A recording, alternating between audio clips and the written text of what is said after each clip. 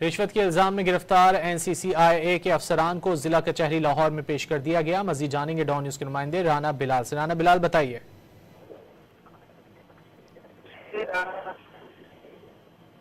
राना बिलाल से रब्ता करने की कोशिश कर रहे हैं। रिश्वत के इल्जाम में गिरफ्तार NCCIA के अफसरान को जिला कचहरी लाहौर में पेश कर दिया गया है। FIA हुक्काम मुल्जिमान को हथकड़ियां लगाकर अदालत लाए। तफसीलात जानेंगे राना बिलाल से। राना बिलाल, बताइए।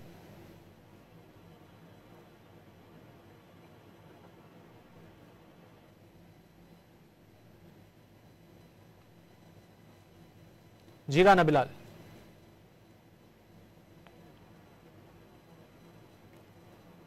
राना बिलाल से रब्ते की कोशिश कर रहे हैं। रिश्वत के इल्ज़ाम में गिरफ्तार NCCIA के अफसरान को ज़िला कचहरी लाहौर में पेश कर दिया गया है। मुल्जिमान पर गिरफ्तार यूट्यूबर डकी भाई की अहलियत से 90 लाख रिश्वत लेने का इल्ज़ाम आयद किया गया है। रिश्वत के इल्ज़ाम में गिरफ्तार NCCIA के अफसरान को ज़िला कचहरी लाहौर में पेश कर दिया गया है।